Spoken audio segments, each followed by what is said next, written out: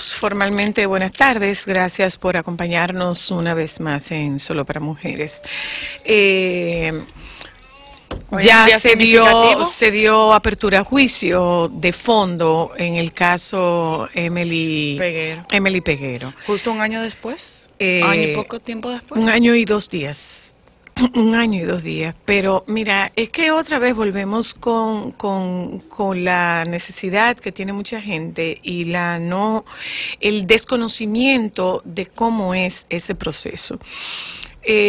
Había un tiempo de 1 año, la medida de coerción es una medida revisable obligatoriamente. Pregunta, jefa, ¿hace cuánto tiempo tenemos este nuevo método de que hay una medida de coerción? Porque tal vez si la población está acostumbrada a que, te acusan y de una vez tú vas a juicio, tal vez por eso está la confusión. No, es que tú tienes que tener una medida de coerción. Pero siempre fue así.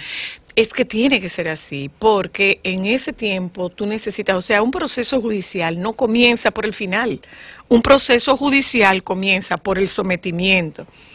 Por eso pregunto. Eso ocurre. Acuérdate que yo no soy abogada. Pero desde que usted recuerde, siempre fue así. Es que tiene que haber un sometimiento. Okay. Antes había algo que se llamaba habeas corpus. Ese habeas corpus se hacía si a las 48 horas de haberte detenido, a ti no te habían formulado cargo, pues tú tenías que estar preso. Tú tenías que salir.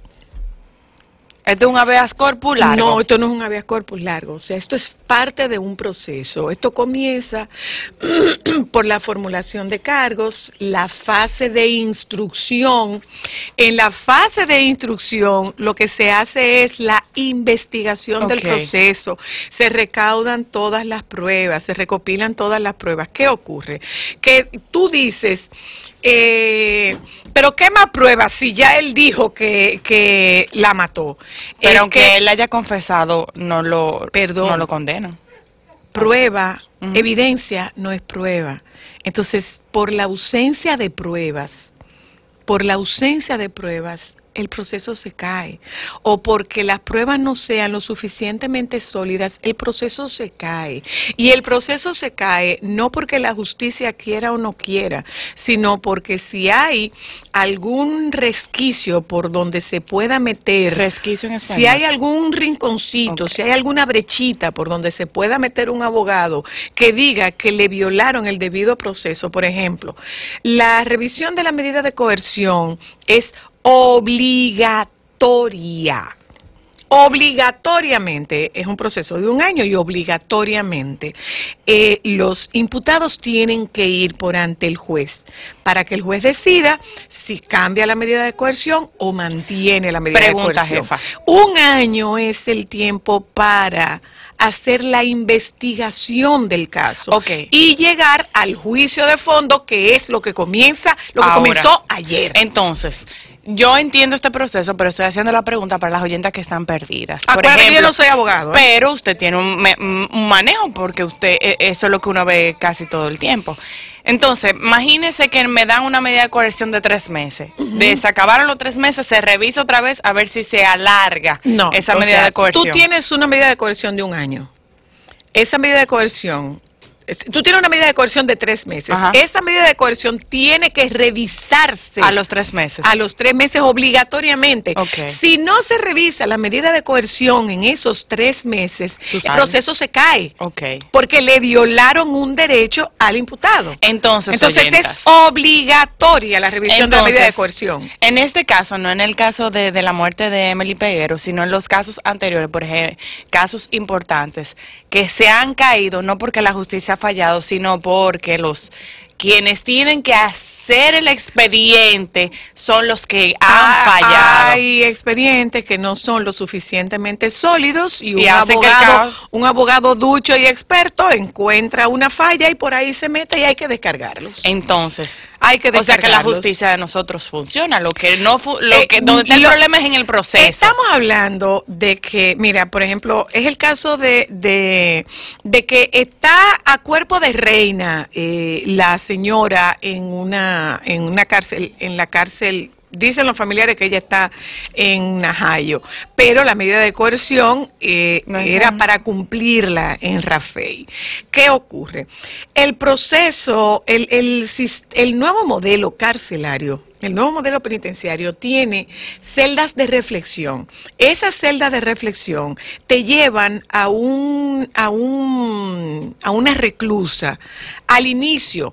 Entonces ella se pasa un tiempo ahí hasta que se adapta y la puedan introducir junto con las demás reclusas. O sea que esas celdas de reflexión es un proceso de adaptación. Exacto, entonces ellos duran ahí un tiempo. Exacto. Y después pasan a celdas normales. Acuérdate que pasaba con lo que ocurría con Zobeida. Zobeida estaba en esas celdas de reflexión por un tema de seguridad de ella.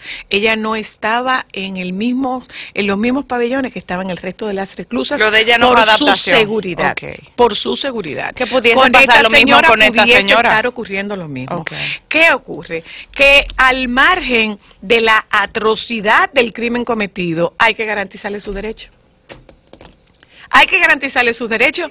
Y si la señora dice, por ejemplo, que ella no tiene con qué pagar un abogado, ¿adivina qué? El Estado tiene que Se lo tenemos que pagar nosotros. Pero se lo pagamos a todos. Se lo tenemos que pagar nosotros. Pero no se lo pagamos los papás de Emily. Porque la Defensoría del Estado es para el acusado, no para la víctima. Entonces, ella puede alegar que ella no tiene con qué pagar un abogado y hay que asignarle un abogado de oficio. Pero eso le corresponde como un derecho. Es un derecho, es un derecho. O sea, la forma en la que se ha llevado este proceso es la forma en la que tiene que ser llevado el proceso. O sea, que están esperando que ya que le canten los 30, los 10, los 20, los 5, lo que fuera. Eso no ocurre en la fase inicial, que es la fase de instrucción. Eso va a ocurrir ahora, en el juicio de fondo. En el caso, perdón, de Yenas Aybar, ¿se fue a juicio de una vez? No, es que pasa lo mismo. Es que hay que esperar. Es que yo estoy tratando de conectarme, se lo digo, para que las oyentes podamos hacer como una conexión y entender, porque yo me he dado cuenta que la gente no entiende el proceso. Vamos a hacer un paralelo con el caso de Brecht. ¿El caso de Brecht no ha llegado a juicio de fondo? No, pero la gente entiende que estamos en juicio. No. Están en la apertura de juicio para llegar al juicio de fondo, que es donde se conocen las acusaciones, donde ellos tienen que hacer su defensa. Pero ahora mismo lo que estaba pasando con el caso de Emily es que estaba en la fase de instrucción. La lectura es que como yo no conozco tanto la lectura de cargos es ahora. Entonces, lo que va a pasar, o sea, el proceso del juicio de fondo es para sentenciarlos. Otra pregunta, en la fase de instrucción no sentencian a nadie. El tiempo que ellos duran en coerción se le quita de la pena. ¿O eso no tiene que ver? Sí, se reduce de la pena. Se reduce ese tiempo. Ajá, se reduce, o sea que ellos tendrían, señor, el tema de la condena que tengan, un año menos. Año les cuenta como tal. Pero no es el mismo caso, por ejemplo, de Odebrecht, que no tienen un año, duraron meses. O sea, en caso de ser acusados, se les da cuenta. Porque hubo una variación. Eso es como un bono. Es que hubo una variación de medida de coerción. Pero aún así el tiempo que duraron presos se le debe quitar. Exacto, eso sí se le quita. Eso sí se le quita. Entonces, este proceso entró ya a juicio de fondo. Necesitamos una clase de juicios, sentencias y cosas. Pero es que eso lo hemos hecho no sé cuántas veces con el licenciado Olivero. Hemos hablado de eso no sé cuántas veces. Mira, están haciendo un paralelo con el caso Junior. Que el caso Junior ya todos están presos pero no sentenciados. Y todavía están buscando gente. Están presos pero no sentenciados porque tienen que ir a un proceso judicial. Es un conocimiento de la medida de coerción y después de la medida de coerción. Están en proceso de investigación ahora, todavía. Exacto, están en el proceso de investigación y ahora en el caso de Emily es que se ha dictado el inicio de la apertura a juicio de fondo. Ahora es cuando se va a conocer el juicio de verdad. Mira, ahora se conocen ahora se va a conocer todas las acusaciones y aquí en este juicio es donde hay sentencia, pero esta no es la única fase. Yo creo a que este juicio todavía le faltan las apelaciones, porque a ella la condenan, a ellos lo condenan y hay una apelación y vuelven a juicio otra vez. Pero hay un detalle, jefa, que yo creo que es lo que ha dolido mucho. Mira, a mí me lastimó mucho las declaraciones de la abogada de Marlene Martínez esta mañana diciendo que ella confía en el proceso porque ahí lo que hay es un aborto que salió mal. Bueno, es que esa es su estrategia de defensa. Esa es su estrategia de defensa. Duele, eso dolió. Por supuesto que eso duele. Porque esa muchachita no fue que la llevaron a una clínica. O bien, sea, no. pero yo tengo que basar mi defensa en algo. Yo tengo que basar mi defensa en algo y pero eso es como matar a esa niña otra vez, jefa, eso como claro. Ámbar, óyeme, yo te voy a poner un ejemplo que viví yo.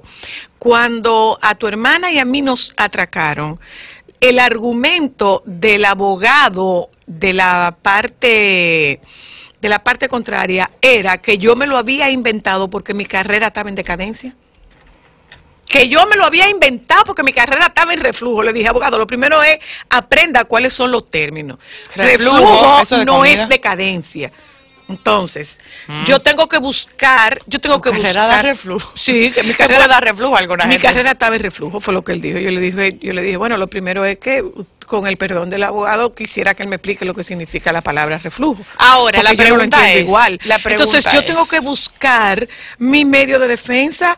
Para un abogado, su cliente nunca es culpable.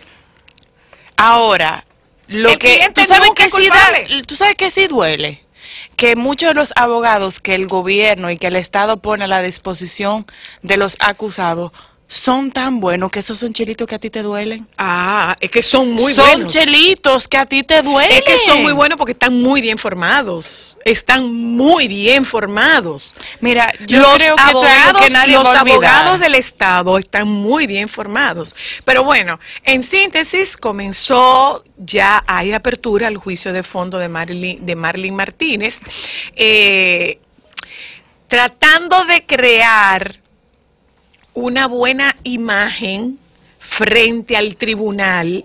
La señora ya habla del bebé no nato como mi nieto. Ahora. Claro, porque ella tiene que crear una buena imagen frente al tribunal. Mira, yo te voy a decir una cosa. Es parte de la estrategia de su abogado. Ella tiene que crear una buena imagen frente al tribunal, inclusive, fíjate cómo la imagen de la señora ya es diferente. Ay, ella es una víctima sufrida y dolida. La señora ya no va con extensiones, la señora ya no va bien puesta, la señora va de barata. Mira, yo de verdad, este es un caso que entonces, todo eso forma parte de una estrategia. Porque de verdad, o sea, me conecto de una forma y me da... Porque ¿cómo tú le puedes tener tanto miedo a un ser? O sea, esté usted de acuerdo o no con los abortos. La señora dice, te interrumpo, ¿qué te puede hacer un bebé? Nunca atentaría contra la vida de un ser humano, y mucho menos contra la vida de mi nieto o la madre que lo llevaba en su vientre. Manifiesta la madre de Marlene Martínez. Expresó que fue cómplice del ocultamiento del crimen porque fue una madre asustada y desconcertada en una situación que, comillas, nadie puede hacer nada bien porque por cualquier lado todo está mal. Al igual dijo que es fácil juzgar su actuación y a pesar de que no se enorgullece del acto, esa situación, cito, esa situación puede tumbar al más frío de los seres humanos. Pero no a ella. Dice, esto es lo que dice ella en su carta. Marlene Martínez, quien está cumpliendo prisión preventiva en el Centro de Corrección Rafael en Santiago, indica en el escrito que no encontraba la forma de decirle a la madre de Emily, Adalgisa Polanco, que su hija embarazada de 5 meses estaba muerta.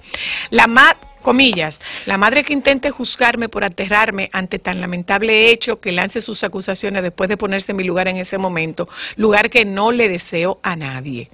Dice lo que está mal hecho, mi señora, y me disculpa. Bien, ella necesita,